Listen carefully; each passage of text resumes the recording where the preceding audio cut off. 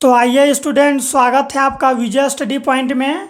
और आज की इस वीडियो में मैं आप सभी को सर्वनाम के बारे में बताने वाला हूं। इससे पहले वाले वीडियो में मैं आप सभी को संज्ञा किसे कहते हैं, संज्ञा के कितने प्रकार होते हैं, सभी को फुल एक्सप्लेनेशन के साथ समाप्त कर दिया है। अगर अभी तक आपने वो वाला वीडियो नहीं देखा है तो जाइए, इसी वीडियो के डिस्क्रिप्शन में उसका लिंक दिया गया है, आप वहाँ से देख सकते हैं।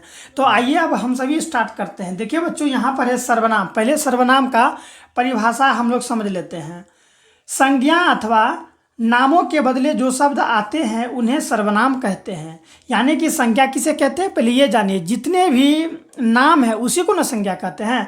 तो नाम के बदले जो जो चीज़ आएगा बच्चों, उसे ही हम लोग सर्वनाम कहते हैं। जैसे कि मैं, तू, आप, यह, वह, जो, सो, कोई, कुछ, कौन और क्या, ये सभी के सभी जो है बच्चों, ये जो आप देख रहे हैं, ये सभी के सभी शब्द सर्वनाम कहलाते हैं। ठीक है। और आप याद रखिएगा बच्चों, जितना भी रहेगा ना, नाम के बदले जो जो शब्द आएगा, जैसे कि अगर मैं कहूँ कि अजय ईमानदार है, तो अजय ईमानदार है बच्चों, मैं ये शब्द कहा। लेकिन अगर मैं उसको सर्वनाम में बदल के बोलूँ कि वह ईमानदार है, वह ईमानदार है, तो भी तो सिंस वही होगा ना बच्चों कि अजय ईमानदार है। उसी प्रकार बच्चों, अगर मैं कहूँ कि अजय यहाँ आओ, तो अजय की जगह पर अगर हम सर्वनाम का प्रयोग करके बोले कि आप यहाँ आओ, तो भी तो बच्चों हम उसी व्यक्ति को बुला रहे हैं ना। तो वही सब चीज़ हो गया बच्चों। यानी कि जहाँ जहाँ संज्ञा होगा और संज्ञा के स्थान पर अगर जो शब्द का हम लोग प्रयोग करेंगे वही हम लोग का सर्वनाम कहलाता है। तो वही चीज़ यहाँ पर दिया गया है। अब आगे है बच्चों कि हिंदी में यही सर्वनाम प्रयुक्त होता है। यानी कि हिंदी ग्रामर में ये जो अभी मैं आपको सर्वनाम बताया, ये सभी यही सब सर्वनाम प्रयोग होता है। आगे है कि सर्वनाम की संख्या 11 है। सर्वनाम की संख्या बच्चों कितना है, तो 11 है। कौन कौन है, तो 11 के 11 आप याद रखिएगा। जैसे कि हो जाएगा मैं, तू, आप, यह, वह, जो, सो, कोई, कुछ, कौन और क्या, ये जितने भी है 11, ये बच्चों 11 के 11 सर्वनाम है। ठीक है।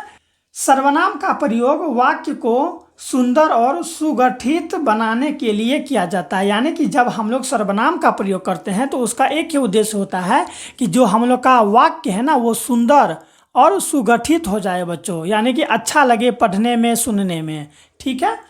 देखिए बच्चों, यहाँ समझने योग्य ये है, यहाँ पर हम लोगों के समक्ष एक प्रयोग के दौरान अगर हम लिखते हैं, मान लीजिए एक प्रयोग के दौरान हम लोग लिखते हैं, यहाँ से आपको ये क्लियर हो जाएगा कि आखिर सर्वनाम होता क्या है। ठीक है। तो इसीलिए आप लोग इसे समझने का प्रयास कीजिए। ठीक है बच्चों।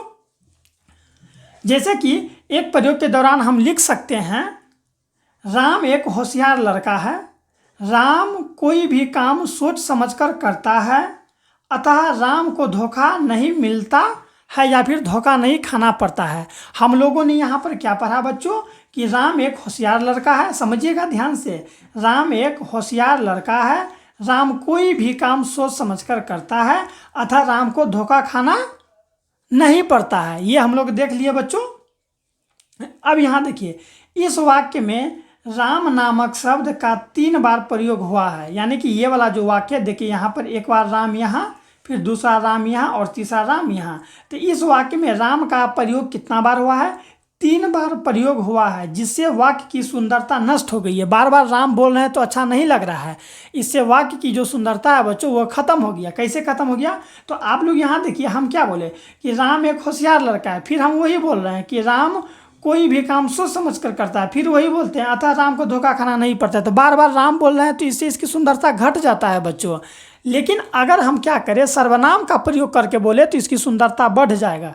जैसे कि देखिए, यही वाक्य अगर इस प्रकार लिखा जाए, राम एक होशियार लड़का है, वह कोई भी काम सोच समझकर करता है, अतः उसको धोखा नहीं खाना पड़ता है।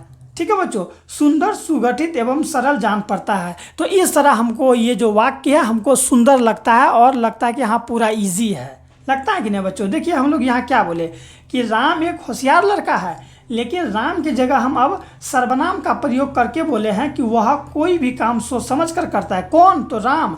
लेकिन हम लोग यहाँ राम नहीं बोल के हम यहाँ क्या बोले कि वह कोई भी काम सोच समझ कर करता है, अतः उसको, किसको, राम को बच्चों। तो राम की जगह हम लोग उसको का प्रयोग किए हैं। उसको धोखा खाना नहीं पड़ता है। जब हम लोग जहाँ जहाँ राम आता है, राम के जगह हम लोग कोई सर्वनाम का प्रयोग किए बच्चों, तो वो वाक्य हम लोग का क्या हो गया, सुंदर, सुगठित और सरल लगने लगता है। ठीक है बच्चों, प्रस्तुत वाक्य में वह और उसको नामक, ठीक है बच्चों, यानी ये जो प्रस्तुत वाक्य जो हम लोग को दिया है, इसमें वह और उसको नामक शब्दों का जो प्रयोग हुआ है वह सर्वनाम है। यानी कि ये वह और उसको, ये जो दो शब्द है बच्चों, ये क्या है, तो सर्वनाम है, जो कि राम नामक संज्ञा के बदले आए हैं। यानी कि ये जो शब्द है वह और उसको, ये राम तो एक संज्ञा है ना, उसी के बदले में आया है बच्चों। तो आई होप आपको समझ में आ गया होगा कि सर्वनाम का प्रयोग हम लोग कहाँ पर करते हैं। फिर भी आप एक बार और समझ लीजिए बच्चों, जो सर्वनाम होता है ना, सर्वनाम का प्रयोग हम कहाँ करते हैं, ठीक है। तो कोई भी वाक्य को सुंदर बनाने के लिए बच्चों, कोई भी वाक्य को सुंदर बनाने के लिए हम लोग सर्वनाम का प्रयोग करते हैं। जैसे कि अभी हम लोग पढ़े, तो यहाँ पर हम लोग बार बार क्या पढ़े कि राम क्या है बच्चों, हम लोग पढ़े कि राम एक होशियार लड़का है। फिर क्या पढ़े, यहाँ पर ऊपर में आप देख सकते हैं, राम एक होशियार लड़का है। ठीक है, यहाँ देखिए, राम को कोई भी काम सोच समझ कर करना पड़ता है, अतः उसे क्या होता है, राम को धोखा खाना नहीं पड़ता है। तो हम लोग बार बार क्या बोल रहे हैं, राम बोल रहे हैं ना, तो राम के जगह हम यहाँ पर प्रयोग किए वह और उसको, जिससे हमारा वाक्य क्या हो गया, सुंदर और सुगठित और सरल हो गया बच्चों। तो इस तरह से हम लोग को ने सर्वनाम को देखा। अब आइए हम लोग सर्वनाम के प्रकार को देखते हैं।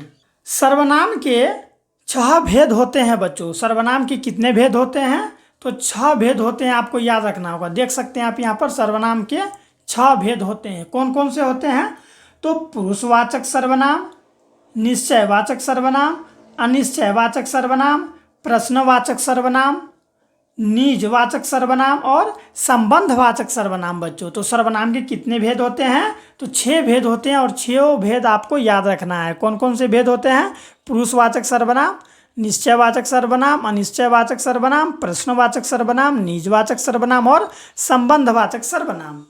अब हम लोग देखते हैं बच्चों कि ये पुरुषवाचक सर्वनाम क्या होता है। एक एक करके सभी सर्वनाम के बारे में हम लोग जानते हैं। देखिए यहाँ पर है पुरुषवाचक सर्वनाम।